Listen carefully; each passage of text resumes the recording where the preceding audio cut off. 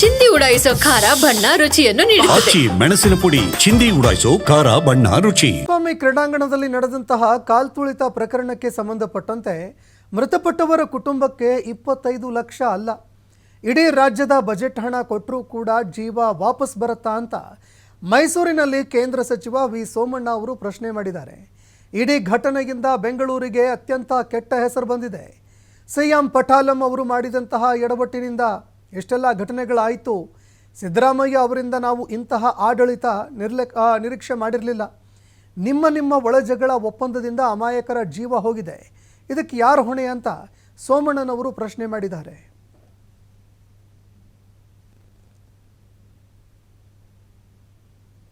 ಸರ್ಕಾರದ ಒಂದು ವರ್ಷದ ಬಡ್ಜೆಟ್ ಕೊಟ್ಟರು ಕೂಡ ಅದಕ್ಕೆ ಬೆಲೆ ತೆತ್ತಕ್ಕಾಗೋದಿಲ್ಲ. ಪ್ರಾಣ ಅದು ಎಂಥವ್ರ ಪ್ರಾಣ? ಮಕ್ಕಳ್ರಿ. ದೇಶದ ಭವಿಷ್ಯದ ಭಾರತದಲ್ಲಿ ಕರ್ನಾಟಕದ ಮುಂಚೂಣಿಯಲ್ಲಿ ಬೆಳಿಬೇಕಾದ ಮಕ್ಕಳು ಭವಿಷ್ಯ ರೀ. ನೀವು ಅಸಹ್ಯಕರವಾದ ಘಟನೆಗಳನ್ನು ಮಾಡೋದ್ರ ಮುಖೇನ ರಾಜ್ಯದ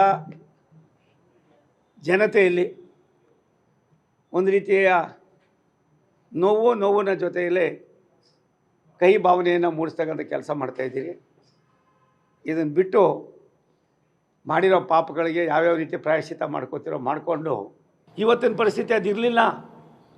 ಅಲ್ಲಿ ಗೆಲ್ತಾರೆ, ಎಲ್ಲ ಒಂದು ಕಡೆ ಬೇರೆಯವರು ಏನೋ ಮಾಡಿಬಿಡ್ತಾರೆ ಅಂತ ಅಂದ್ಬಿಟ್ಟು ನಿಮ್ಮ ಆತುರದ ಪ್ರಚಾರಕ್ಕೋಸ್ಕರ ನಮ್ಮ ಜನ ಪ್ರಾಣ ಕಳೀತಾ ಇದ್ದಾರೆ. ಇದು ಆಗಬಾರ್ದು.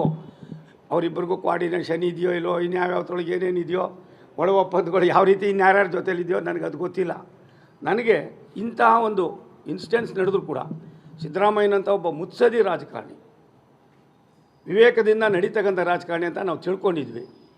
ನಿಮ್ಮ ವಿವೇಕತನ ಏನಾಯಿತು ಅನ್ನೋದ್ರ ಬಗ್ಗೆ ನಾನು ಪ್ರಶ್ನೆ ಮಾಡ್ತೀನಿ ಅಷ್ಟೇ. ಇಡೀ ಕರ್ನಾಟಕ ಸರ್ಕಾರದ ಒಂದು ವರ್ಷದ ಬಡ್ಜೆಟ್ ಕೊಟ್ಟರು ಕೂಡ ಅದಕ್ಕೆ ಬೆಲೆ ತೆತ್ತಕ್ಕಾಗೋದಿಲ್ಲ. ಪ್ರಾಣ ಅದು ಎಂಥವ್ರ ಪ್ರಾಣ? ಮಕ್ಕಳ್ರಿ. ದೇಶದ ಭವಿಷ್ಯದ ಭಾರತದಲ್ಲಿ ಕರ್ನಾಟಕದ ಮುಂಚೂಣಿಯಲ್ಲಿ ಬೆಳಿಬೇಕಾದ ಮಕ್ಕಳು ಭವಿಷ್ಯ ರೀ. ನೀವು ಅಸಹ್ಯಕರವಾದ ಘಟನೆಗಳನ್ನು ಮಾಡೋದ್ರ ಮುಖೇನ ರಾಜ್ಯದ ಜನತೆಯಲ್ಲಿ ಒಂದು ರೀತಿಯ ನೋವಿನ ಜೊತೆಯಲ್ಲಿ ಕಹಿ ಭಾವನೆಯನ್ನು ಮೂಡಿಸ್ತಕ್ಕಂಥ ಕೆಲಸ ಮಾಡ್ತಾಯಿದ್ದೀರಿ. ಇದನ್ನು ಬಿಟ್ಟು